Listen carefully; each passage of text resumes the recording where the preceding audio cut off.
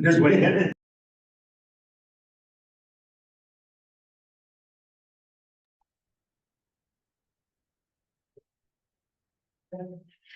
That's cool.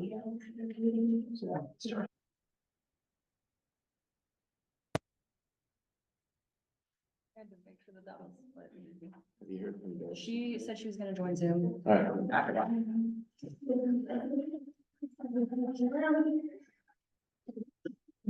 Yeah.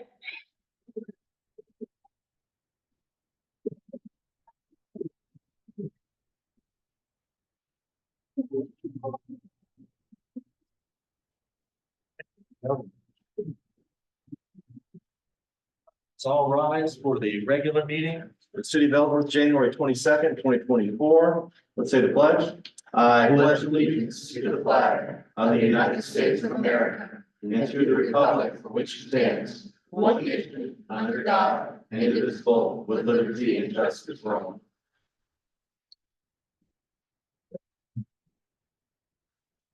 All right, can you hear me? First item on our agenda is the consent agenda. That includes the water and sewer termination request and the approval of the January 9th TIF district public hearing and regular city council meeting minutes and the airport advisory minutes.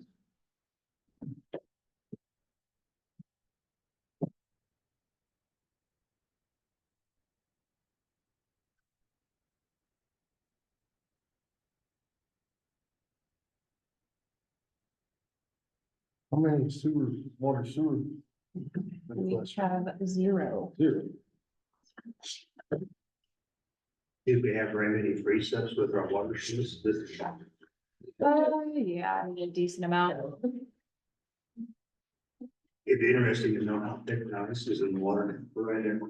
Mhm. That's something you don't think about, but it's gotten up to 2 and 3 foot thick in the water towers. Really?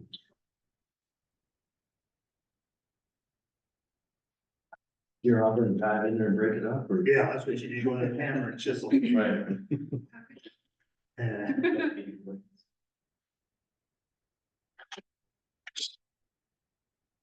You see anything? I didn't know. All right, Mr. Mayor, I make a motion to approve the consent agenda, including the water sewer termination, approval of TIF district, meeting minutes, and the airport advisory meeting.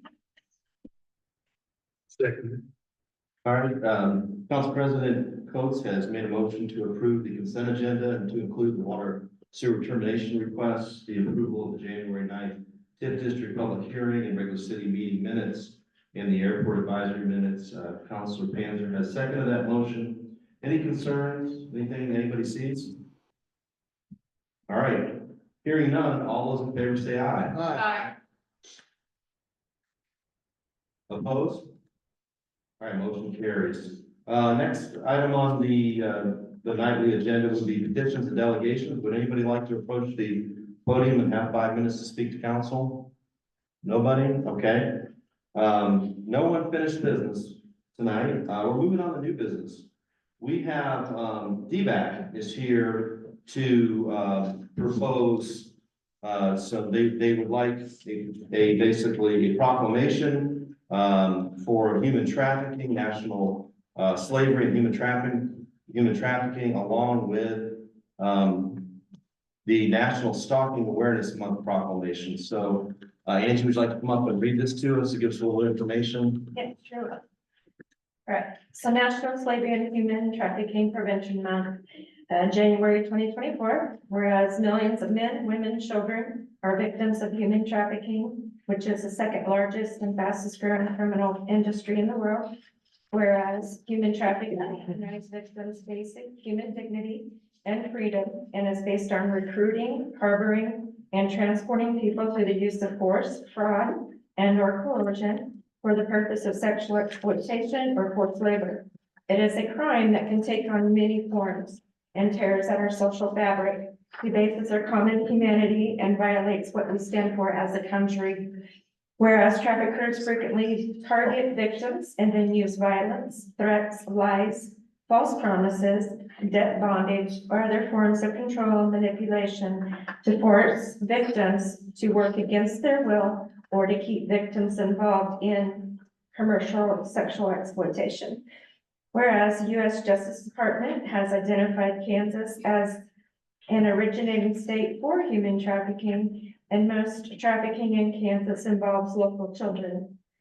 Whereas with improved victim identification, medical and social services, training for first responders, and increased public awareness, the victims who have suffered this cruel crime can overcome the bonds of modern slavery, receive protection and justice, and successfully reclaim their rightful independence.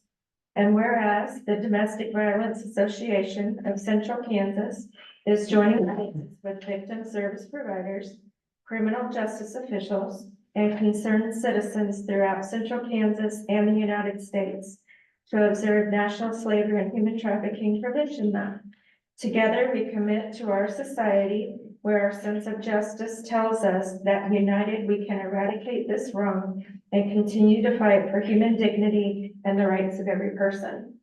Now therefore, the City of Ellsworth Board of Commissioner hereby proclaims January 2024 as National Slavery and Human Trafficking Prevention Month and applauds the efforts of many victim service providers, police officers, prosecutors, and national and community organizations and private sector supporters for their efforts in opposing human trafficking in all of its forms.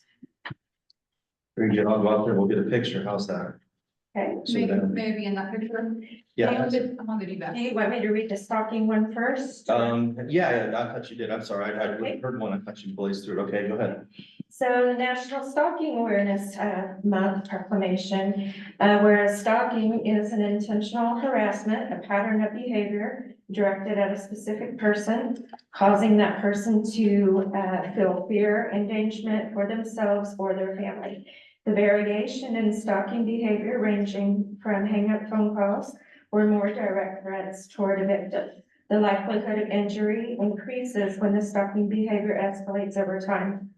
Whereas under the laws of Ellsworth County, Kansas, all jurisdictions in the U.S., stalking is a crime. Whereas a majority of victims are stalked by someone they know, typically an ex-dating partner or an acquaintance. 3 in 4 women killed by an intimate partner have been stalked by that same intimate partner. Whereas the statistics do not represent the true incidence and prevalence of stalking for multiple reasons, including not all victims report the crime to law enforcement, and stalking is a tactic of domestic violence and sexual abuse. So it may not be reported as a primary form of abuse and victimization, although the victim has experienced stalking along with the other forms of the abuse. Whereas many stalking victims are forced to protect themselves by relocating, changing identities, changing jobs, and obtaining protection orders. Whereas many stalking victims lose time from work and experience serious psychological distress and loss of productivity at a much higher rate than the general population. Whereas communities can better combat stalking by raising awareness, adopting multidisciplinary responses by teams of local agencies and organizations, and providing more and better victim services. Now, therefore, the City of Ellsworth Board of Commissioners does hereby proclaim January 2024 as National Stalking Awareness. Very good. And I'm just going to reread these real quick and then we'll go up and take some pictures. Sound good?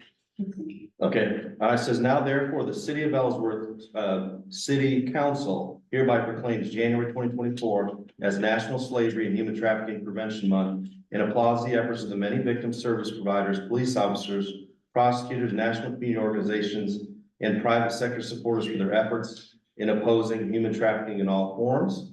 Now therefore the City of Ellsworth City Council does hereby proclaim January 2024 as the National Stalking Awareness Month. So we'll go out there and have some pictures real quick. If anybody else would like to come, more than welcome. And then do you want to put a seal on this?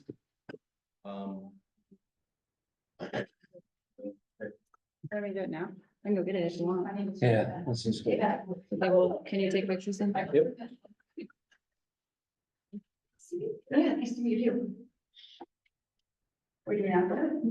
No, she went to get a seal. Oh, there you go. We're gonna get pictures. I'm gonna take pictures, stand while I get picture, or I'll take pictures while she's getting her seal.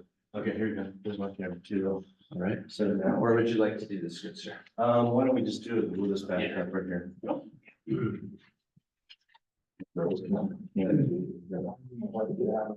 just do it.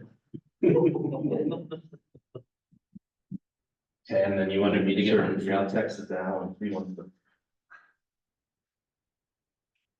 All right. There we go. We got Thank that. It's showing- And can we send that to you to get on the DX Facebook? Okay. Thank you so much. Yeah. I'm ready. Thank you. Yeah. I'll send it to you. Yeah, I mean, I know local papers, you just need material, you know, it's part of the deal. All right, on to our next item, we have a fire department annual report and election confirmation. Ralph, you wanna come up?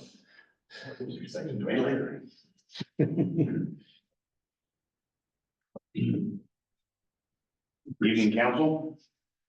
So we are trying to do what we discovered was actually in our requirements for reporting in. And so that's exactly what I'm going to do tonight.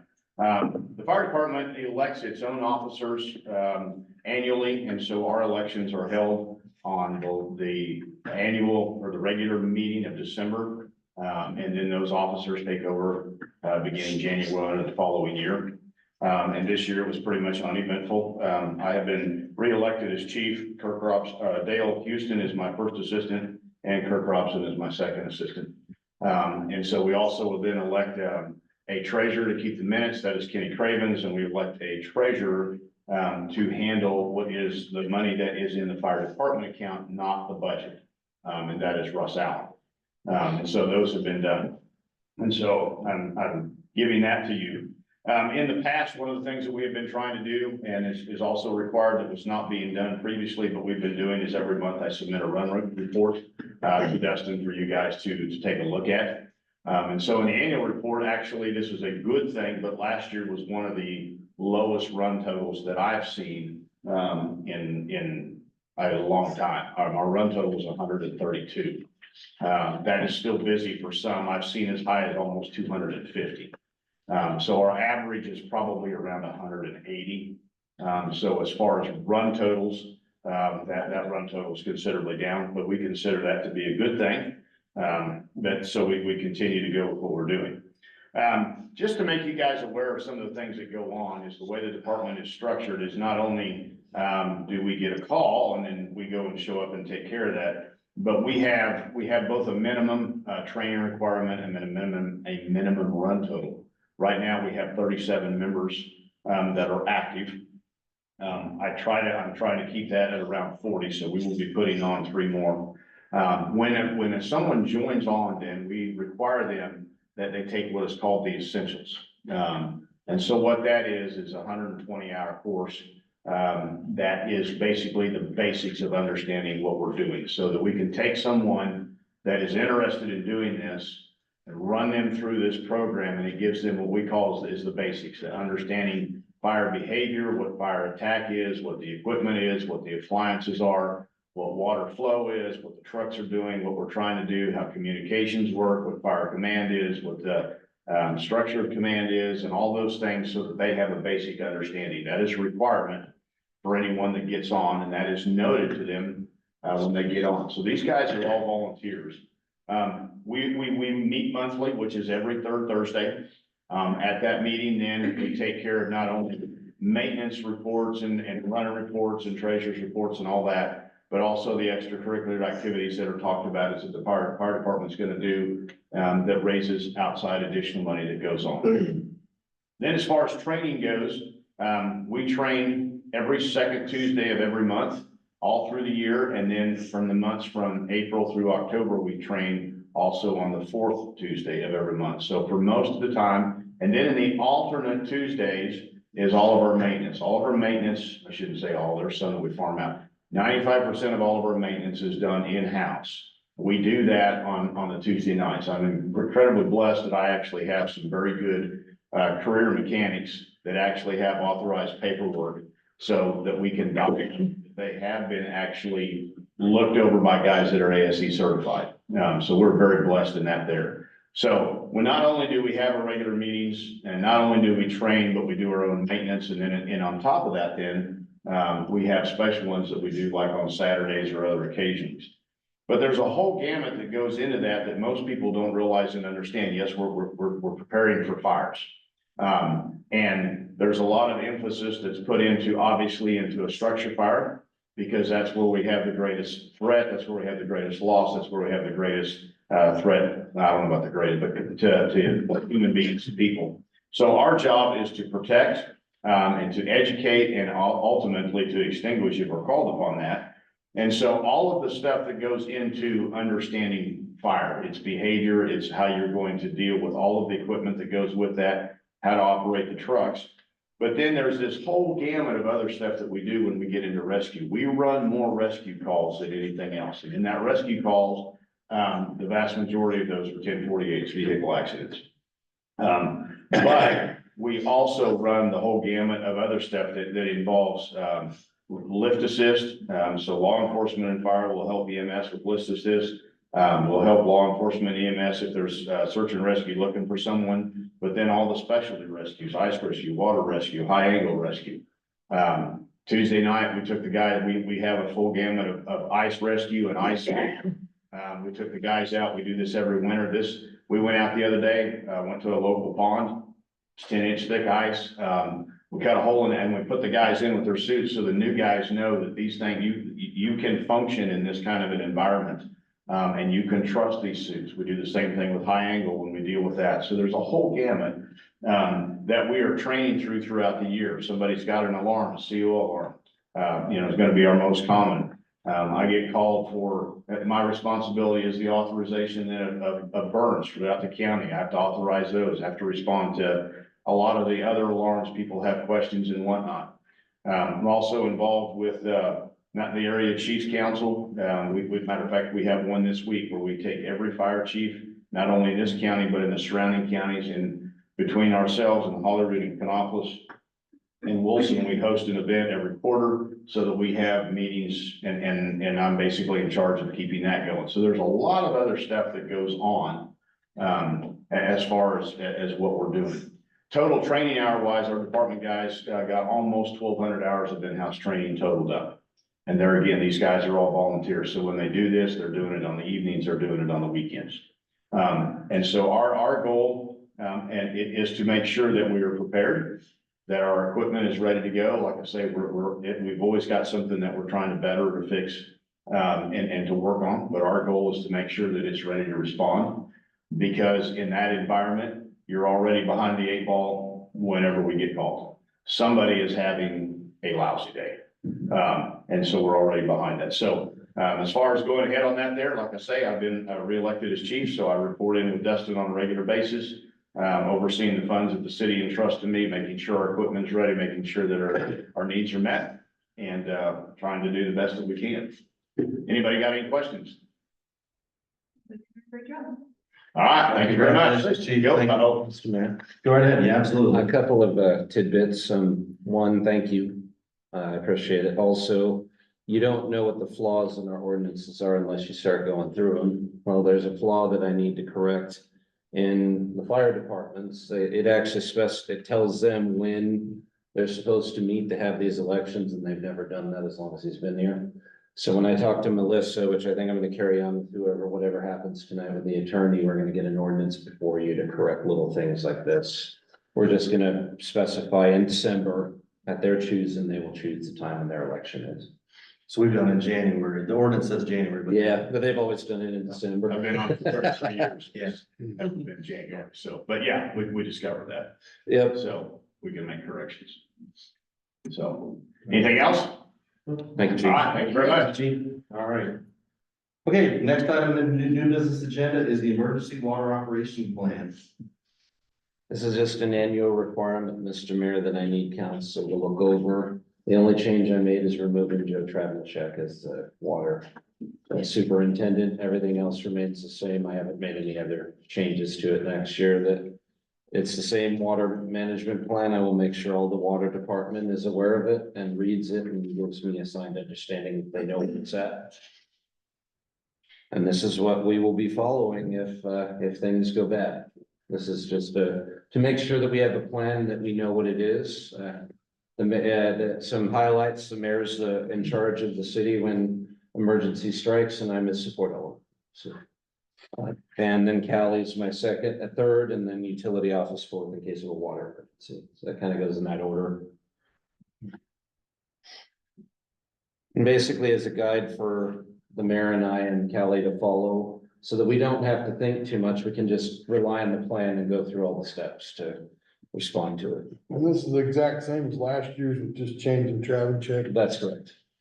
Okay, Okay, so on page 5, you mean like where we have water superintendent Joe Trafficant, we cross that out? Or is that something you missed? I probably missed that. Okay. So, I will be updating this, with that change. Sorry, I didn't want to jump in front. No, of you're each other, fine. but- no, Yeah, it's about, Yeah. It was easy to miss. yeah, I didn't see that either. Thank you for pointing that out. I will get it No problem. removed before I present it to the water department. Mr. Mayor, I make a motion to accept the emergency water operation plan as presented.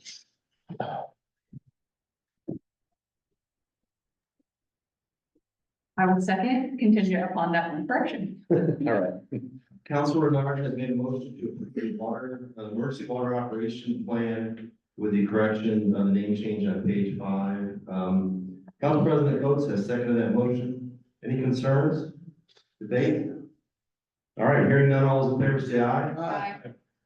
Opposed? All right, motion carries. Next item on the agenda is the police vehicle purchase, and it may be better to let you start off with a background and have chief come up, or vice versa, whatever you want to do. It's a little bit involved. It is. I'm gonna let Chief take control of this one if you don't mind. And when you see this, for a while it threw me, this is chief writing this. Yeah. At first I thought it was you, and I was like, it made a lot more sense when I realized it, when I read the staff contact that he had written it, so. But we've been talking. and- Yeah. So yes, I hope everybody had an opportunity to read over this, but I know I threw a lot at you on this, instead of just saying, hey, I need a car and here's what it's cost. But as you can see, what's written there, a lot has transpired in the last couple of weeks within our agency. So I just kind of chronologically went through what happened. Sergeant Green tendered his resignation within our office, therefore creating an open position within the police department. As a result, Deputy from the Sheriff's Office, Mike Kennard, came over and inquired about our position. His current position is the K-9 handler for the Ellsworth County Sheriff's Office. And through our discussion about what that position would look like within the city, it was basically just that of a patrolman, just like the rest of our officers. Some of his concerns was the K-9 and what would happen to it. We didn't believe there was anybody at the sheriff's office that would have interest in that dog moving into that position. So we discussed a little bit more. I sat down and spoke with Sheriff Marston. A little back history there. So I know none of you were on council when this happened. I believe I'm probably outside of Allen. I'm probably the only one in the room that was here. Patrick. No, he wasn't city attorney then. It was Judge Hip was our city attorney then. So under Maverick Campbell, the chief prior to me, they created the K-9 program within the city. And when they did that, they went out and they sought public funds. They did not use any city funds. They just used public donations from businesses and citizens and created that program. In doing so, 2 years in or so, when Sheriff Marston was elected, he asked then K-9 handler Brad Cole to come work for the county. Sheriff Marston approached me and said, hey, I only like your officer, I'd like to have your dog too. And I said, sure, it's gonna cost you $10,000, just a token of prayer, right? He said, funny jokes on you, you don't have any money in that dog, so you're just gonna give it to me, we'll buy the car. I'm like, yeah, you kind of got me there. I tried to, I can't fault the guy for trying, right? So fast forward into today, their current K-9 is at the Ellsworth County Sheriff's Office, was purchased through a grant. There was no money exchanged hands within public. It was all private donations through a grant. So I did reach out to the sheriff. He's like, yeah, we're not willing to get rid of the dog. We would use the money exchange hands. I reminded him of our deal before. And he was like, dagnabbit, you got me. So I think I'd have to own up to that. So the big fear is Riggs, that's the dog's name. He's only got maybe a year, 2 years tops of working left. The dog usually has 5 to 7 years, depending on the breed, depending on the type type of service the dog has been, put into. There's a couple of different types of dogs. There's a patrol certified dog, which is the dog that not only looks for narcotics and other articles such guns or other lost property that was dropped through the event of a crime, but there's also the patrol aspect of the dog is to chase another person and attempt apprehension, right? Riggs is currently a patrol dog, so he has apprehension in his repertoire. That has kind of been the discussion even prior to today being taken from him because of his age and his progression. Unfortunately, shepherds and Malinois themselves do have a problem with hip dysplasia, so it's one of the things you really want to monitor. So he's only got maybe 2 years tops left, right? So big picture is if we go through with this, our plan is, and Mike and I were just talking about it today, he's located some current grants that are out there, would be to try to continue to fund this program at little to no cost to the city, where we still do it through grant funding. And we would do it with a non-patrol dog. If you recall Conan, when he was here, he was just a narcotic detection dog. He was friendly. You could pet him. He wasn't, the mean slobber and want to rip your hand off. And I think one of the things that he even, Mike and I talked about, would be looking at a lab or something, even more of a docile type of dog, where it would just be a narcotic detection dog or an article detection dog, to where somebody drops something off a traffic stop and gun or something. So what I'm asking for ultimately is approval to take possession of the dog. I don't believe there'd be any money exchanging hands due to my conversations with the sheriff. But I don't really have a car to put this dog in. I reached out to different organizations, the Highway Patrol, they're $30,000+ to get a 70,000 mile vehicle that's already set up for a canine. Great Bend is getting rid of a majority of their fleet. They have one car left. I talked to Chief Hallmark. He would sell me their 22 Explorer for $11,500. That's the price that Marmy Motors has given him on trade-in. It's a $20-some thousand vehicle. That's what they're willing to give it to him on trade-in, and that's what he would sell to us for. There's no equipment in the vehicle, so we'd have to outfit the vehicle. He said it has a little bit of light hail damage and at the end in the bumper where somebody backed into a pole, but it's not really noticeable because it's a plastic bumper type deal. He said outside of that, it's been a good car. It's got right around 74,000 miles on it. It has an extended warranty to 100,000 miles, which is transferable after $50 payment through Ford. So, yeah, it's not something we budgeted. Obviously, we didn't have it. We looked at cars for this budget. We would gratefully get KP&F. I hate to look a gift horse in the mouth and come and ask for money, but we never planned on this being something that would fall into our lap. The big picture is if Conan doesn't come to the city, he's gonna have to be retired because, or not Conan, excuse me, if Riggs doesn't come to the city, he's gonna have to be retired. You're looking at around 6 months to get somebody from handler school to bond with that dog. It's a big process when you switch handler and you switch dogs. You just can't hand the leash to somebody else and move on. So it's a big commitment. So then you're looking at 6 months to maybe a year left on the dog once that's done. Realistically, the sheriff's office is not gonna put that time and money and effort into this dog. So he's gonna have to be retired. We would not have a canine in our county at that point. Of course, we have highway patrol and could call one in from another county, but we would not have one anywhere inside of Ellsworth County. So that's unique situations, why I'm here today to talk about and ask for this. I've talked to Mr. Stambaugh. We do have money set aside in the equipment reserve that would be easily able to pay for this. And I guess the big thing that I shared with Dustin was, him and I talked about this initially. I wasn't willing to bring it to you guys without the full approval and consent of the rest of the department heads. We meet every Tuesday morning. Every one of them had their blessing, thought it was a great idea. They understood that was their money too, that I was asking for, but each and every one of them thought it was an opportunity that we couldn't pass up. So I did get their blessing before I wanted to bring it to you guys. So now's your chance for comments, questions for me as to what are we doing? How often does the dog get used? Like, can it usually? It varies, so it's gonna vary on a traffic stop, right? Mike, I don't know how many call-outs you had last year. I guess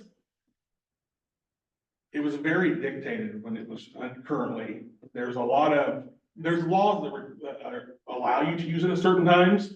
And somebody was reading those laws and they were making it very, very difficult to use the dog. Let's put it that way. The current administration wouldn't let it get used much, but I don't know how many call outs you guys had. 48 in the last year. And most were within us. That's more than I would have thought. Well, don't they go to the school, the high school? So we have been there once this year, yes. We did not do it last year. It was communication errors that went down. The year that, before that, I don't think we did because of the handler changeover and the time it took to train Cole to Mr. Kennard and stuff like that, but yes.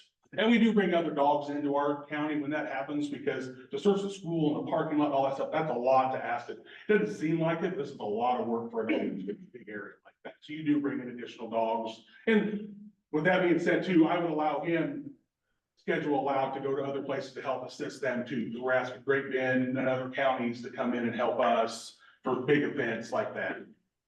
Can the dog also be used for silver alerts? Like if a person's missing, can they be used for that? So yes, the current dog would be for tracking. Yes, and I believe in the event with a single purpose, it would still have tracking capabilities. Okay, so if we have a silver alert or a missing person. Yeah, so it would not be just- Right now, be used. This dog, Yes, okay. I use that loosely because it is a apprehension dog. It doesn't know that it's looking for a bad guy or a good guy, it just knows it's looking for somebody, right? So you can't really let him off leash, you're gonna have to stay with him, right? So, In other words, you're gonna be breathing hard if he takes off. yes, that's his responsibility, not mine, so, yes. And is it pretty typical for communities our size to have a canine? Yes and no. It kind of varies, right? I was surprised when I got here that we had one. But not so much when I found out that the sheriff's office did, and we didn't have one in our county, you know, with the county population of, what, we got 8,000 people? 6,000 for the entire county? Okay, so that's, yes, agencies that size collectively have one, yes. Agencies our size, it varies, you know, like Great Bend's got 2, the sheriff's office in Barton has 2 or 3. So I know they're much bigger than us, but, and when I talked to Chief Hallmark, he wasn't willing to sell one of his canine cars that are empty because he's trying to put on a 3rd dog as well, because they've seen the benefits of it. So as far as Ellsworth City residents, what are the actual benefits if we do this for the city residents? So currently, the actual benefits for the city would be maintaining a dog within the city and or county. If it doesn't follow the handler, it's gonna be retired. And I can't speak with complete certainty, but I do not believe the program is gonna be continued across the street. There's no desire to continue this program across the street. So if it doesn't follow the handler, it basically dies its last day, the program does. Until somebody decides they want to continue with the program. Which makes me think if the sheriff's office was a larger department than we are, and they don't feel it's necessary to have the dog, is that correct? I don't know if that's the case. It's just, it's not one of their commitments right now. Chief, what happens when you've kind of alluded to this, but, you know, Officer Kennard is paid for by the citizens of Ellsworth, right? So his time, that labor cost, he heads over to Wilson or to Lorraine. We're absorbing that cost, right? Effectively. Effectively, but it would also be mitigated internally through the use of our overstaffage. We could send people home early. We can mitigate that cost, yes. Now, obviously, we have something major go on, silver alert, and after somebody visits a prison, and we get multiple hours wrapped up, I'm not gonna ask an employee to pack that time out, I'm just not, because it's something, but he gets called out on his day off to come do a canine search somewhere between here and Lorraine, because we have probable cause to initiate that search, then he's looking at a minimum of 2 hours, and we just find a way to mitigate those within our 2-week schedule. Is it possible to do an IGA if they utilize our services? I'm assuming ask them to pay for it. Yes. I would never do that. So if it is possible, it's on the table, from my perspective. I Does would the never- officer extra pay for being a dog handler? Like Yes. off duty? By statute, they are allowed 30 minutes per day. They are paid 30 minutes per day per kennel care.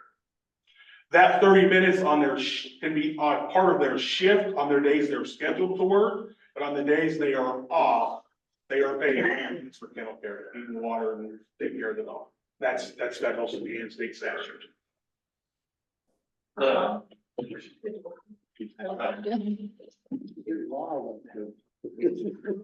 really excited about being there. Rick's is coming, man, so they're excited. So obviously, we're looking at a future purchase of a new dog Yes, through grants. that would be my ultimate hope, yes. But when you have to send somebody to Handler School to get associated with the new dog, is that an expense to us?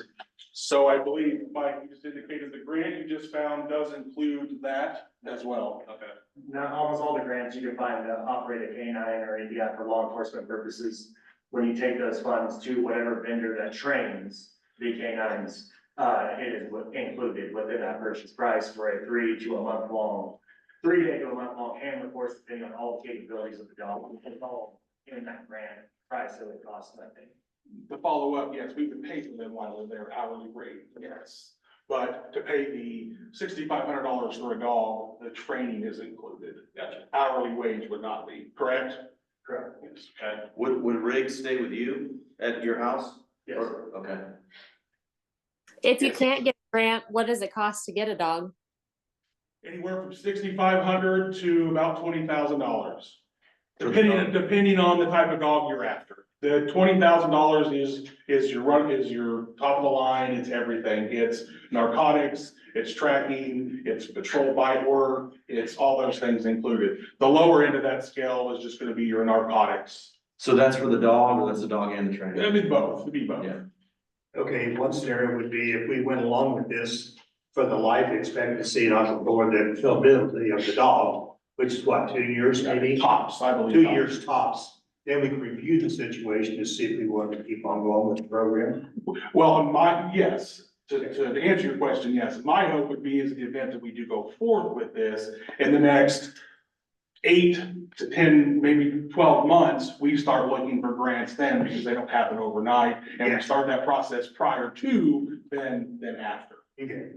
So not to be a pain, because I know how much you like doing reports and stuff, but maybe for the city council's benefit, do you think maybe we could get an idea of the type of work that he's doing? Yeah, so they, I'll let you answer that because you have to. So something that I pay for on my side is a mobile application that allows me to track all training hours, deployments, and where I'm at. It also involves in the federal statute, he was explaining like for record keeping and safety hill and other things like that, we have to keep certain documentation. So within that, I would be logging any deployments, notifying him, and doing all my training that's mandated by state and federal law. And I'd be more than happy that every month if council or how they want you see fit, print out that document, it'll show you a breakdown, not only, some of it might look like gobbledygook because you wouldn't understand some of the lingo, but I'm more than happy to understand that, the different breakdowns of what we're searching, why we're searching, and why there's such a difference, so the dog doesn't develop any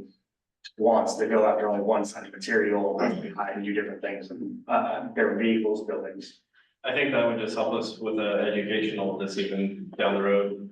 And I also think, So, like what I provide you now, I believe we could add in something specific to K9. So even if it just showed K9 use, vehicle stop, K9 use, search warrant, and it would be able to flag that as well. okay. We could just add those in. Are there food monthly expenses and stuff for the dog? How does that get paid to the city?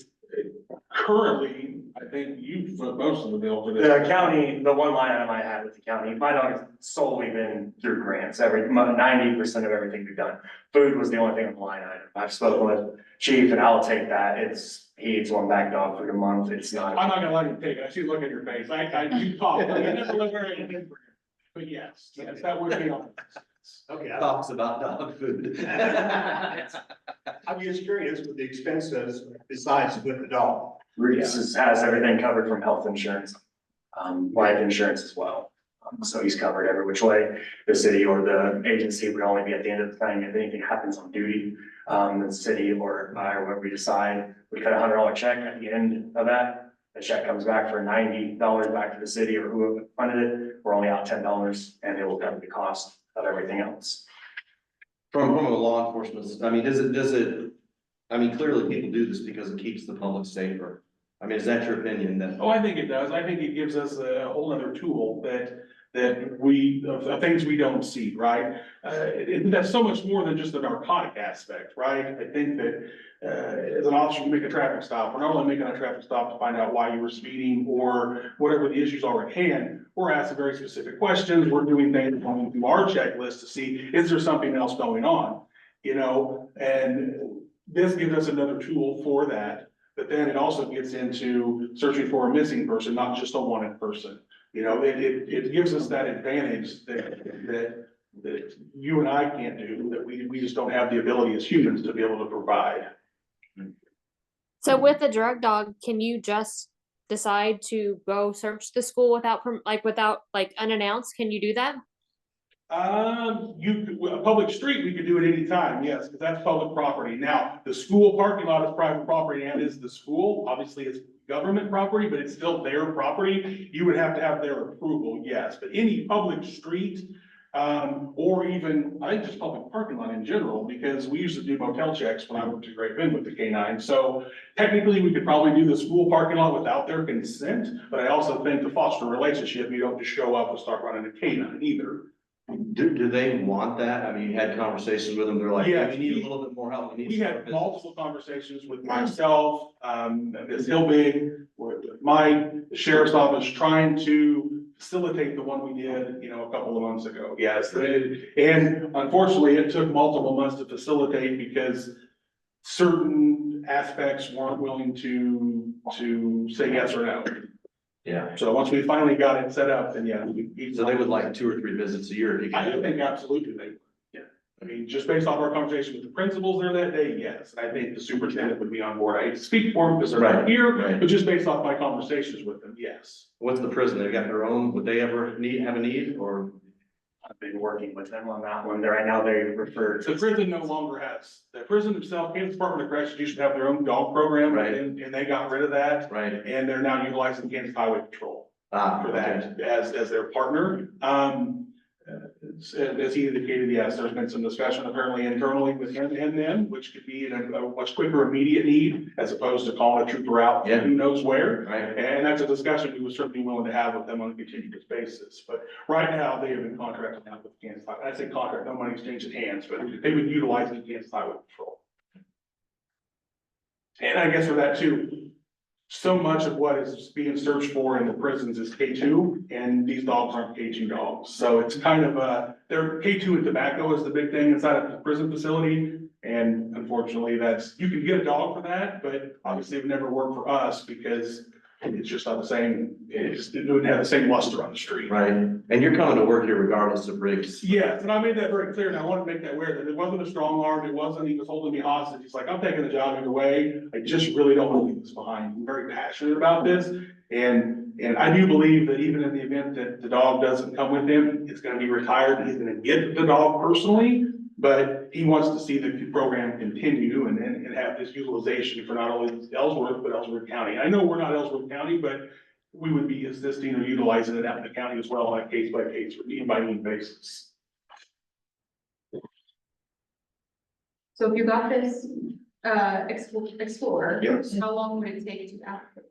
I don't really know. That's kind of where it's not completely stripped yet. Because Great Bend's still waiting on some stuff for their cars. They thought within the next couple of weeks, we've got to order equipment because nobody has this stuff just sitting on their local shelves. I've obtained a couple of bids, one from Wichita who's gonna have the car just to strip it for the other one. And then one was our local vendor that we generally use to outfit our cars. And they range anywhere from almost $11,000 to $9,000 for the equipment between the two. And I think there's gonna be some stuff that we haven't considered. Because honestly, this was kind of a rush, hurry. I wanted to get it to you guys to see if there's even an option before we just kind of sat in our hands and didn't know what we were gonna do with it. What do you need as far as equipment? I mean, could you let it buy with something for a while and just function and then next I year, mean, you don't know? with that, and so here's the deal, if they'll say, let's say we take a pet carrier and put it in the back of the. Right. Okay, so it's 110 degrees outside, because that's how Kansas is, he's tied up in a call. Yeah. Somewhere in a house, the air conditioner quits working, he comes out, the dog's fried, that's not great PR. No, So you'd have to spend the $10,000 to make sure that the heat alarm's there, all these things are in place. right, The safeguards of that animal. right. You know, so after he works a 16, 18 hour shift, he wants to make sure he doesn't forget his dog on the car, because unfortunately, you see in the news that it happens. And that's why these are so much more expensive, because it does offer these safeguards to send out information remotely that, hey, something's going on in your car, you need to take a look at this. It automatically rolls your windows down when it gets a certain temperature, the horn starts honking, stuff that our cars don't do, because there's no need for it. So, yeah, the perfect world, we just throw in a pet taxi and zip, or just, wrench a strap in the bed of one of our trucks and say, hold on, cowboy, we're going for the show. But unfortunately, I think the PR side of that would not be in our benefit. And I would never allow the program to go down that road either, and I don't think he did. Right, would you be willing to go to the Check Fest? Would you, you know, you see, when you go to Kansas State Fair, the State Patrol got really cool. Like, they have a whole building. It's awesome. It's great PR. The kids are like, I want to do this. So are you gonna plan on doing that? So my hope would be yes, in the event that we get a dog that's designed for that, right? Riggs he's not unfriendly, but he's not friendly. Right. You know, our plan would be to get that single purpose dog that is friendlier, that is never been taught to bite. You know, dogs bite, you always have that Sure. fear, but a dog that's not trained that wants to come bite your arm, bite you on your leg, you know, all those things. But yes, with the blessing of this board, hey, we'd like to go here and do this. Hey, we'd like to hear and go and support this program. We'd like to take the dog over to Fort Harker Days, to Check Fest. You know, of course, I believe it need to come from your blessing, not just me or Mr. Stanbaugh making the decision, because I know if I was in your shoes and I was over there, I'd want to know what our dog's doing there. But at least if you're aware of it, we're up front, we get your blessing, then yes, with your blessing, absolutely. And a different dog. I mean, now if they needed it for a non-PR type event, yes, but PR wise, that would be the long-term goal, to have that dog that is PR and still provides a service. I guess one of my things is if we would approve this, we make sure that he gets utilized, being as you are using equipment that other departments could, or money that other departments could be using as well. I think we need to make sure that we utilize him well to justify the expense of taking money out of that account. I completely agree. I just think you have to utilize within the confines of the law. You know, the law still dictates when you can and can't use it. We still have to have reasonable suspicion and probable cause. We can't just go, we're running this dog for the heck of it on a car. We can public places, of course, but yes, I would love to use it 100 times a day if it's warranted, you know, legally. Okay, we got the sheriff's office now. You have all these features in your vehicle now, sheriff's office, the automatic air conditioning, the warning and all that stuff. Yes and no, there's been an issue within that heat alarm system that we were looking at going through a grant to purchase and everything that's related to dog is long-term, you can find grants and everything and try to apply and hope to be picked and chosen that year or that month, however they go. So we have the kennel in the car and there was a heat alarm, or is still, it's just been not functioning recently, which has been concerned that we were gonna discuss here after a while about purchasing a new one, but as the things have gone on, I feel as if he'd be more. And I believe the big part was it was winter, so they weren't as concerned with the vehicle overheating and getting super hot in the car. Is that something we could acquire and see if you could? I tried, I spoke to Sheriff Marston and I said, I know it's short notice, what would you like to have with this car? And he said, you look up Kelly Blue Book and then add on $68,000, which would put it well over $30,000. Okay, so you checked in. He didn't give me the exact number, but he just said base it off of those numbers, and just NADA is 26 on the car and at another $6,000 to $8,000 in equipment price, puts us well over $30,000. What is our timeline here? Like, when are you leaving the sheriff's department? When are you starting with the PD? What does that mean? For End of the month, first of the month. There is gonna be some doubt. No matter what we do, even if the city approves this and you guys approve it and we get the process started and we get equipment ordered, we're probably still looking at a month or so. And I'm just being realistic. I don't even know what that date looks like yet, because we gotta get, you know, the stuff here. We're at the mercy of the votes. So he wouldn't start till we have like. No, he's gonna start now. He's gonna start Okay. the first of the month. No, But that's, Riggs, if we voted on this tonight, Riggs is not coming with. he would come with him, but he would not be utilized yet. So he just hanging out. Yes, he would be, yes. Still staying with training. Yes, but he would not be utilized within the city. He would not be able to use him just for would be comfortable throwing in a kennel and a pet taxi in the back of the car, you know, type of thing. We could if we needed to, right? And that was never be taken off the table, but we would want to have the whole system in place before he hits the street on a full-time basis. So short-term deployments, silver alerts, things of that nature, throw them in the airplane crane, we'll get there as quick and safely as we can. If it's somewhere, everything like that, but get him back where I know he's safe and not gonna have a vehicle malfunction and engine stall and everything, but. Any other questions for chief or? So your option Kennard. Yes.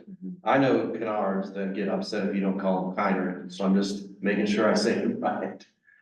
Kennard, okay, so anyway, no other questions? So, okay.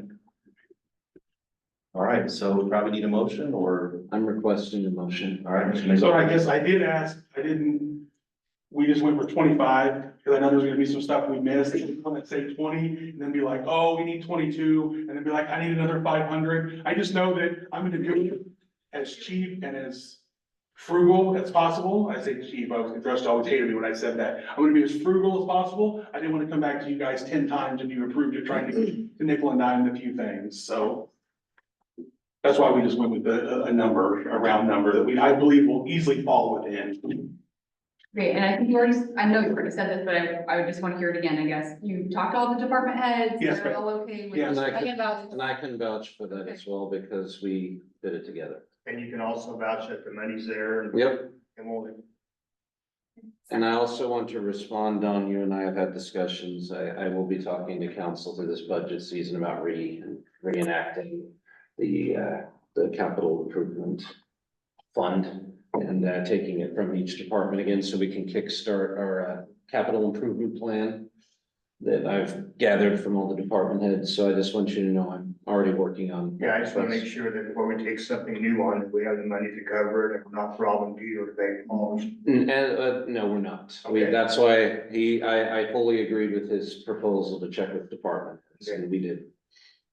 Well, and I think could we use this as a, I guess, practice period, not practice, but like evaluation period. And if Riggs does retire in 1 to 2 years, then we reevaluate whether it's worth, he was utilized enough that we continue, or we just decide, no, we're not gonna. Yeah, I agree with that, see how it goes. Yeah, I'm not opposed to that. I just, in my own head, this is gonna be a program forever. I don't wanna go into it and just Right. half-assed it, I guess, for lack of better terms. Right? And I'm very fine with reevaluating, but in my mind, if we're gonna start something, we're gonna get through. I'll make a motion that we approve Riggs and for the purchase of the vehicle equipment with the stipulation that we do review it at the termination of Riggs's fulfillment, his duties, to see if we want to proceed. Absolutely. And then make sure we have money available at that time again. I'll second. So 25 grand? Sir, are you gonna approve it for the 25,000? Okay. 25,000. All right, Council Panzer has made a motion to approve the acquisition of rigs, the full program, and spending limits up to 25,000, with a review after 2 years, once the retirement of rigs, to see whether we want to continue. Councilor Johnson has seconded that motion. Any other comments about this issue? Okay, I've got a question. Sure. I think maybe we touched on this earlier. So as far as you guys think, Sheriff Marston is kind of done with the K-9 program, so Yes, if ma'am. we're not willing to continue it in 2 years, then it's basically just kind of dead. Now, yes, that's if Sheriff Marston is Sheriff Marston in 2 years. Gotcha.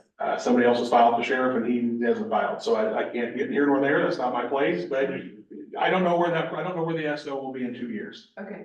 I just don't want it to be like continually going back. No, and I know. Now this dog with the sheriff's. And honestly, I would love it in the perfect world, they'd have one and we'd have one. They Yeah. find a way to get a grant, they find a way to get a grant, and we just go out there and we just. I look at it this way, we save one child from one silver alert, that dog was paid for himself. Oh, yeah. That's what I'll For look at. 2 decades. Yeah, that's what I'm, not so much the drugs. Right, But if we could save the life of this dog, that $25,000 was in it. right. Okay. All right, any other concerns? All right, hearing none, all those in favor say aye. Aye. Opposed? Motion carries. All right, congratulations. Welcome aboard. Welcome aboard, Officer Kennard. All right, so moving on to the approval to pay municipal pipe services for valve installation. That's the agenda item report -24-006. Their permission to, Go right ahead. Yeah, absolutely. thank you. Yes. Thank you. Naturally, my batteries are dead. Mine are too. Big army voice. All right, so, I am asking, as I talked to most of you last week, this is to pay for the investments we made on the 5 valves that I had installed. On this, this is kind of the cascading effect of, I originally asked the water sewer department to replace the hydrant at Fourth and Webb, or off of Webb Street. And I now know why they let it sit, because, well, they didn't have valves to shut it down. So, during the course of this project, we also noticed some pressure differential off 8th Street. And so when we started, we spent about a couple of days troubleshooting all that, and they located 3 valves on 4-inch lines and added 2 valves on a 10-inch line. And that allowed us not only to replace the hydrant that's been sitting for years off of Webb, that's now done, complete and buried. But then it also allowed us, we also found a valve off of Stanberry, that's that one that's open right now. That valve was 3/4 of the way shut. And so, we don't know exactly who was affected and what wasn't, but that's not good when you can't adjust that valve. So we've got that fixed. So, this amount was to pay for that, but it also exposed a problem that I've decided to address since I know about it. That's, I also included the plan that I sent to you in your email. Going to the plan that we talked about, Alan, is also embedded in the packet under this line item. I released last week the plan that I'm gonna expect the water department to carry out.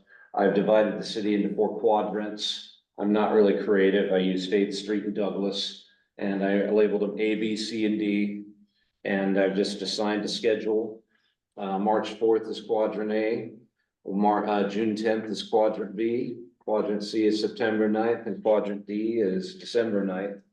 And a long story short, we're gonna be testing valves, troubleshooting them, taking pressure samples throughout the area, and start replacing some of these valves. The long-term effects is it'll help us easier isolate things in the network if we need to replace them. And it also is just proactive things that we should be doing as a water department anyway.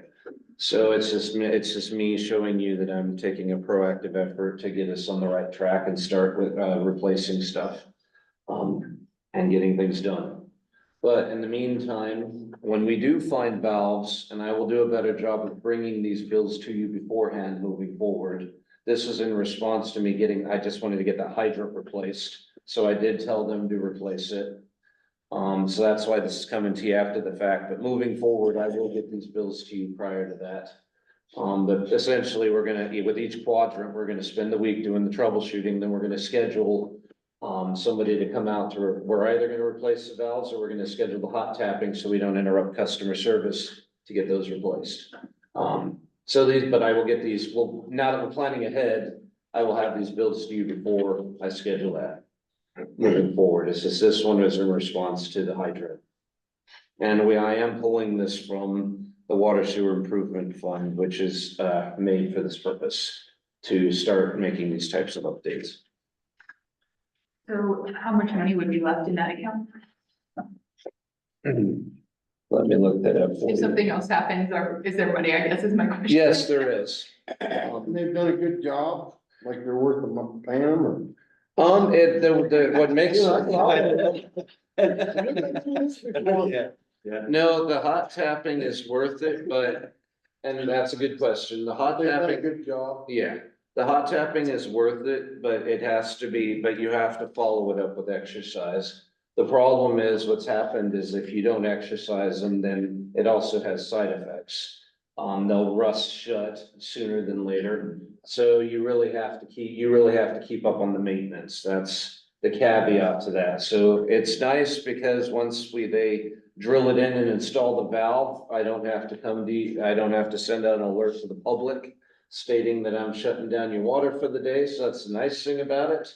And it saves in labor costs and loss of business, all that stuff. That's one way to look at it.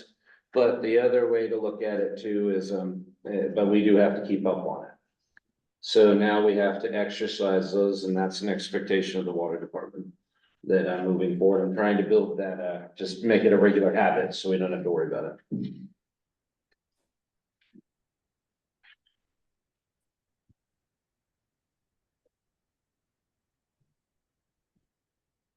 I think it's a good idea to do that, break it up and try to get it all, Be proactive. yeah, and then. So you'll do A or whatever, and then you'll figure out, okay, we got 10 valves that are bad, and then get bids on from contractor or whoever. Yes, and then I'll bring them before council, all the bids. This is just a last minute thing because I wasn't anticipating Yeah. this when I wanted to replace, I just wanted to get the hydrants replaced. Because it'd been leaking for a long time. I am looking at the right report. So what's going on with Second Evans? That all opened up still. Is that, they were fixed that or? It's fixed, we just need to get them buried Okay. between weather, and to answer your question, we've got 566,919 in the water sewer improvement fund. Decent amount to Yeah. get things done. Fantastic. That was.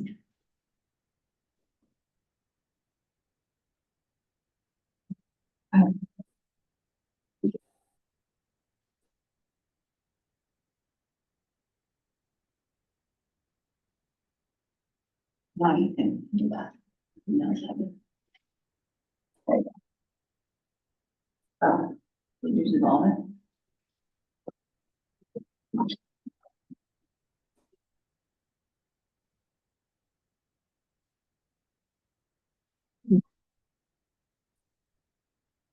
What's everybody think of that? Well, we need it. Mhm. We have the It's already You done. did it. All right. Yeah. Yeah. Maybe they should be paid. Well, okay, Mr. Mayor, I will make a motion to approve, for administration to pay municipal pipe services in the amount of $52,500 for their valve installation as presented. I'll second. Councilor Bernard has made a motion to pay municipal pipe, services for valve installation at the cost of $52,500. Council President Coates has seconded that motion. Any concerns, comments? All right, hearing none, all those in favor say aye. Aye. Aye. Opposed? All right, on to the next item on our agenda. So, RFP for city attorney. Dustin did a fantastic job of putting out an RFP. He reached out to people all over the area. And I still think we have a great opportunity here to kind of check a lot of boxes. So tonight, I'm going to appoint Patrick Hoffman as the city attorney based on your vote. There are a lot of reasons for that. Number one, he was the only one that bid on it. Certainly, we could go out for another bid if we wanted to, but I think that one of our original concerns was that we've really benefited from, the Sherman, Hoffman and Miller law firm for a long time, but there was still a desire to go out and put it out for bid. We did that. We gave everybody in the world an opportunity. We did it. That box is checked. We don't need to keep doing it again and again. We did that. They are no longer going to be offering, that service. There are going to be some changes there. Melissa is moving away. She's moving back home. So she's no longer going to be part of that law firm. So we're kind of accomplishing everything we need to do here. And I think Patrick has started his own law firm. He's got a lot of experience. And one thing I can say about Patrick is ever since I've met him, he is the type of person that when you're not really watching him, he's doing the right thing. I can tell you time and again, just different interactions of different locations and totally different settings. He's always doing the right thing, and I like that about him. I like that about people in general. So I'd like to make that appointment tonight. He's welcome to come up to the podium and present some details. I thought that the RFP looked great, and I think Dustin's happy with him.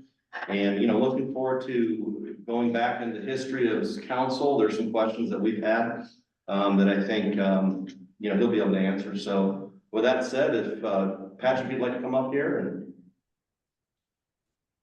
say a few words. Yeah, thank you, Mayor, for the nice introduction. Thank you, council. I appreciate the opportunity to present tonight or answer questions or whatever we do. When I looked at the RFP and I read the schedule that was in there, I thought to myself, okay, I've got till February, March to really, fill this one out. And then Dustin called me last week and said that it was likely to come up at tonight's meeting. So I decided, I said, well, if you're gonna discuss me, I would like to be in the room just to answer any questions. So appreciate the opportunity to do that. As an aside, I was disappointed to have the opportunity to respond to this RFP simply because I recruited Mrs. Miller from Washburn, and I thought one of the things that she'd be a great fit for the community was I could see her potential as a city attorney, and so I'm kind of disappointed, as you guys are too, that she's leaving. You guys are, you guys are relatively familiar with me, some of you guys are really familiar with me. But one thing, since I've had the opportunity to go do some different things than I was here as a city attorney before, I mean, my practice is, I'm a sole practitioner who does almost exclusively and hopefully someday exclusively municipal work. So I work in county and city governments all the time. Reno County, Barton County, Lyons hired me the other day. Without the city of Ellsworth, I'm gonna attend 100 city or county public meetings in 2024. So this is what I do. I hope the RFP, what I did for the package, through all of it, I included the RFP, I included my resume, and then I had some letters of recommendations, this general information. The first time I'll share this story, and this is how I feel about working with the council. I want to work with the group that wants to work with me. The first time I got offered the job, it was Mayor Al Stefik, and Al Stefik took me aside after Kerry had won the election, and he said, I hope he doesn't mind I tell the story. He said, Patrick, I'm gonna give you a try, but if you do a bad job, we're gonna fire you. And honestly, I said, I wouldn't expect anything else, and that's what in my contract, it's a month, it's a month to month, no, there's no, buyout fee or anything, if this isn't working for you guys and for me, but if you guys if it's not working together, I will just resign or we'll take care of it, but I expect to earn my role in the city every meeting and do my best to help if you guys choose me, so. You guys have any questions or anything I can do to tell you about? Okay, Patrick, you put it in here, but knowing that you serve so many other municipalities, is it gonna be hard for you to attend our meetings? No, the meeting schedule, It all fits works into out? it fits into everything really nicely. The counties meet during the day, City of Lyons meets, Melissa was doing those previously, so it's the same. There's a couple other cities out there that I might be working for also, or am, but they meet on Tuesday. Other than I will, if I have the position long term, I will sit in the way back with the good chairs. Because when you do 120 public meetings, you start to appreciate a good seat, I try and reply to emails and voicemails within 24 hours from whoever they're from, and I've been able to do that as I've done things, that's the expectation I have for myself. Usually it's same day, usually it's same hour. Customer service or replying to your clients is extremely important. Mr. Barron? Dustin, yeah, go ahead. I would, in your contract portion of your RFP, are you expecting us to pay you hourly for municipal court? Or is that something I can add or assume as part of your duties? Yeah, I assumed I would prefer a flat fee for municipal court, and so the RFP was written in such a way as to have different options, but my contract, I would include municipal court as part of, that's. So if I can amend it to Yeah, include that's that, not clear, please. Yeah, I thought, that's not clear. I did have some stuff in the RFP, but after talking to some people about where we'd like to go with that long term, I think for the time being, my quoted rate would include the municipal court. Okay, that's the main question I have, Mr. Mayor. Okay, any other questions for Patrick? From council? And I know you put it in here in writing, but I guess I want to hear it verbally as well, that you don't feel like there's any sort of conflict of interest between any of your clients and the city of Ellsworth. No, I don't. One thing that worked out that has just fallen into place in kind of an amazing way is the people that have reached out to me, the opportunities that come, the counties I'm working in, I'm not working for any cities within those counties, and the cities I'm working in, I'm not working for those counties. So, unless you guys get in a fight with Bushner or something about someone, I won't have a conflict of interest, but no, there shouldn't be any overlap of conflict of interest. I really, when I was in private practice, I had a lot of individual clients. I have very few of those now. I'm not gonna say I don't have anyone. And people are, there's just not enough attorneys to go around, so you do try and help people if you can, but I don't have nearly as many volume of Ellsworth residents as clients as I would have had 3 years ago. It's just the way it's worked. Which I think is a good thing for the city of Ellsworth. It's a good thing because I can give unbiased advice without thinking, oh, I also have to make this person happy. So I think, we all like to think I don't think the word challenging is right, but I would say that we want to grow, we want to challenge, we want the city to do better.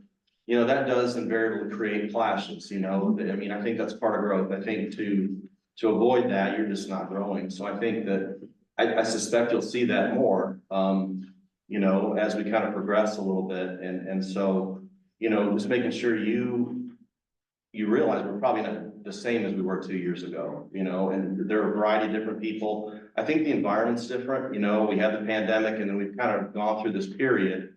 And, look into the future, I do think we are a little bit different and, just making sure you're aware of that and ready to embrace that, Yeah, no, I'm not the same as I was a few years ago. One thing either, so I've grown too.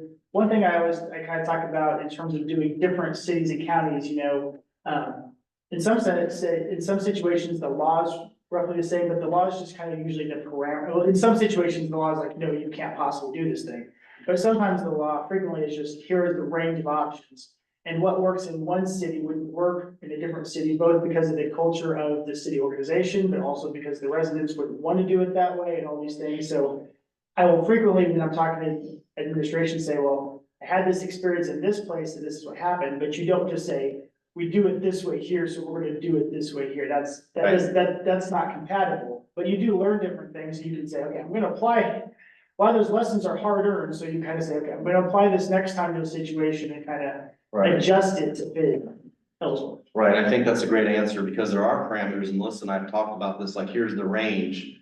And the council may not be comfortable with the outside range, and that's happened before, but it's still within the range, and so we need that advice, and she's done a great job of you may not want to do that because this is what I saw happen here, but you're within that range, and maybe you guys need to make some changes here, and so I think that's where Melissa's grown, and I've grown, and Dustin, and we've talked about, and we're learning, we have tools that we really didn't know we had. We just haven't used them because of that parameter. We're kind of exploring those outside edges and, we want to do a good job. And so I liked your answer. Any other questions for Patrick? Okay. Thank you, Patrick. Thank you, guys. All right, so we'll need a motion to approve or How much are we paying Melissa Lewis for fee? 2,500 a month. Okay, so no change in that. No.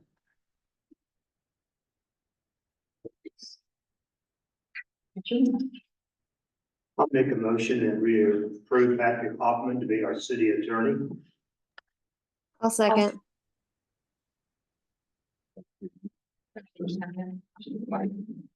Counselor Panzer has made a motion to approve Patrick Hoffman as the city of Ellsworth attorney. Counselor Hanson has seconded that motion. Any further discussion? Yes, question. When would he start? After Melissa leaves or? That was something that I was gonna discuss. I also was wanting clarification on if I can negotiate the contract with him on your behalf. Based on the contract presented, the only thing I want to change is that municipal court. Sure. What about you, Patrick? Do you know when you can start? I would be interested in starting conversations with department heads and employees and whoever else are in there and everyone soon. But Melissa Miller told me she has city court tomorrow and I don't want to jump in on city court at the last minute. So definitely not before then. Melissa, when's your last day? Tomorrow. No, just my last day in Ellsworth. What was that again? I didn't. The end of February will be my last day here. So we could entertain having them start the middle of February or towards the end, they could both be president, whatever you're comfortable with too. That's your call. I will execute. Mayor, I think Dustin has plans to call me tomorrow though, so I think if you do hire me, plan on it being either the 1st of February or Okay, he wants to get started here. And by the way, what do you know about impound lots? The difference between impound lots and junkyards, we need to, that's gonna be your first assignment, so. All right. Yeah. Either one will get an offense, so I'll say, it's a matter of spirit. Okay, gotcha. I'd like to add to my motion as a result of February 1st, 2024. All right, so Councilman Panzer has made a motion to approve the hire of Patrick Hoffman as the city attorney. Start date would be February 1st, 2024. Councilman Hanson has seconded that motion with the provision that the city administrator add the city municipal court to the contract and a new start date. Any other concerns, questions? All right, hearing none, all those in favor say aye. Aye. Aye.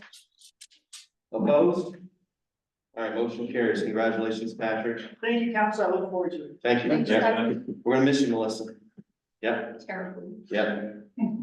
All right, the next item on the agenda is the Cross Point lease renewal. This is a new church that's meeting at the Old National Guard Armory, the rec center. Yep. Dusty, you want to talk about it a little bit? This is a good news, good news. This is, they just want to renew their lease.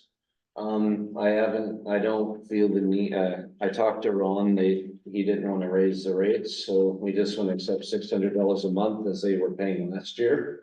And, they like the facilities, they've been a very good tenant, I've had no complaints from Ron, so this is just my request to renew the tenant. The only thing I changed was the dates.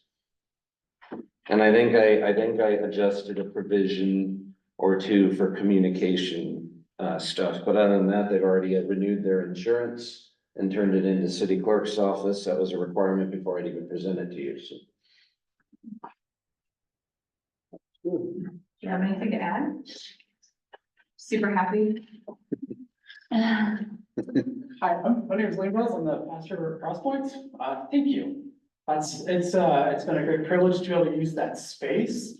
And it's really been helpful as the church has been growing and trying to figure out our next step. So we are very comfortable with saying we'll need it all of this year into next year. It would be very likely.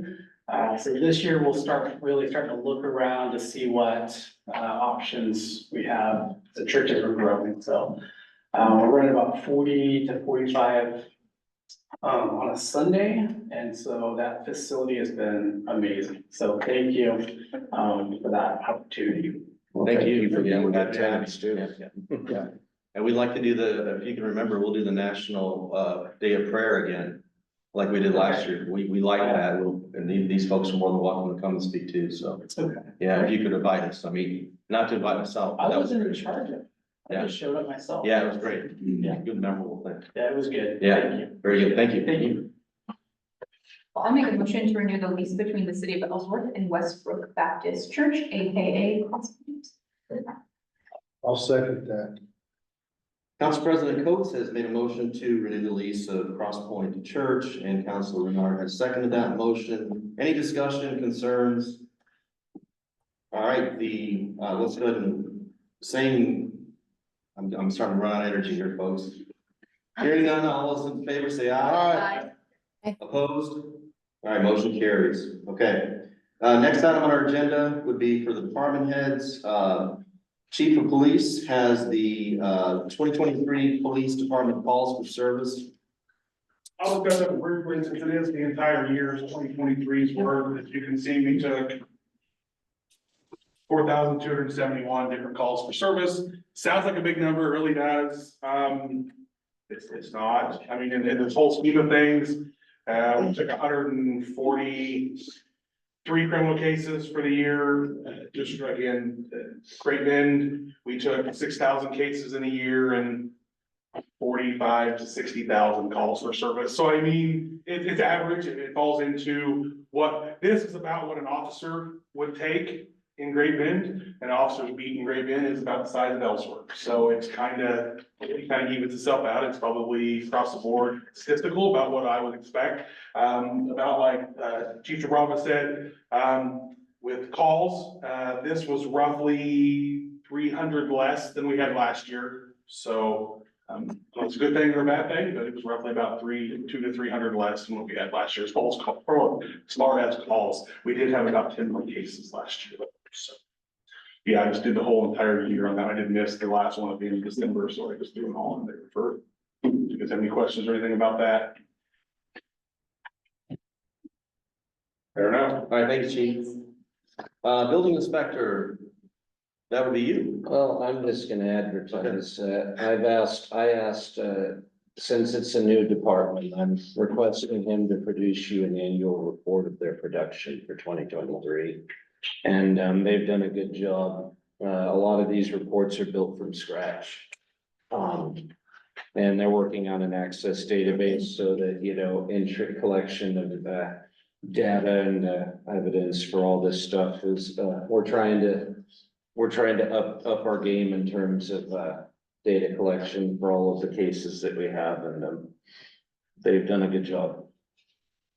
They'll give you more detailed information this Saturday. Okay.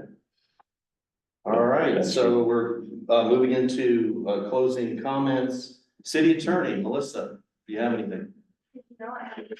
No, okay. City Clerk, Calvin, I don't. nothing, okay. Dustin, do you have anything? Yeah, the Blake Street project is complete. I apologize for the mess because where the water was bubbling up is not where the leak was at, so they had, you'll see this checkerboard heading towards the middle of the street where they finally found the leak, but we will get that mitigated. We are working on getting those stuff buried, but a mixture of, weather and, holidays and staffing, but you will see those holes start to be filled up. When is our start time on Saturday? It is at 8 o'clock and we're gonna start at the rec center. Okay. And when is the end time, whatever we kind of? We're shooting for 1 o'clock. Okay. All right. One or two, depending. Okay, I might have to do, I got a basketball game. yeah, okay, I forgot about it anyway. all right. The thing you guys said something. I did too, I forgot about it. I was gonna say, remind her, but I forgot. But the goal of Saturday is to just, you know, let you, to show you everything about the city, from the legal stuff to the city administrator stuff to the facilities that everyone runs, just to show you everything that the staff does on a day-to-day basis. Right. So at 8 o'clock here, or? No, at the rec center. Okay, Yeah, 8 o'clock. all right. No, then, we're gonna do a tour mixed with presentations. So instead of do a bunch of presentations in one place and do a tour, I figured it's better to have the department heads give you a tour in their own domicile. It's nice, it's a great idea, for sure. And then I'll feed you lunch, and then, we'll top it off with, finance and budgeting. Okay. All Be right, done about 1 o'clock, you think? The target is 1 to 2, yes. anything else, Dustin? No, thank you, Mr. Mayor. All right, City Council, Councilor Renard, do you have anything? I don't, no, I don't. You don't? Okay. Councilor Hanson, do you have anything? No, All right, Council President Coates, do you have anything? No. Councilor Johnson, do you have anything? No. All right, Council Panther, do you have anything? The only thing I was questioning was how we did with the water meters and stuff freezing up for the last couple of weeks, but, no major problems in the city then, or just? We have had frozen water meters, but it's not overwhelming. Yeah. Just want to make sure we were up and going on all that. That's all I have. Very good. All right, I will close this off with a few comments. Of course, we want to mention Saturday. Great opportunity there. Certainly excited about the Citizenship Academy. Thank you for putting that in paper. I think I hate to say it, I think we're gonna see that as a big deal down the road. I think it's just the beginning of that. So if you guys could show up sometime this year, I think, you know, if you can, great, introduce yourselves, learn what they're doing, and just motivate those people. So I'm gonna move to the parameter. Patrick and Melissa, I'm headed to the parameter. I need my credit card. Because I'm gonna take care of Wayne and Melissa. I've got an idea, I'm gonna execute. I'll need my city credit card. And I'm gonna take care of it, and I'll take the full responsibility and blame. But I don't want both of these individuals who have served so well just to kind of leave. I really want them to feel appreciated. Yes. Sorry, I forgot something. Would the council mind if Wayne came along Saturday? I think that's a great idea. No, no problem at all. Okay, Yeah. side note, but Yeah. that was a request. Yeah. But as I was saying, so if you could get that to me, I'll take care of it. I know exactly what I'm gonna do, and I think everybody's gonna go, wow, that's a really nice thing. And I thought about our conversation about ethics and using public money and this type of thing, but I've got an idea. I'm gonna go ahead and do it, and I think it's something that we'll start a tradition. And we'll kind of, start to talk about how do we, you know, when people are done serving, what do we do for them, you know, so that we can maybe standardize on something. For right now, we just don't have anything, so I don't want them to walk out the door and feel like they weren't appreciated, so.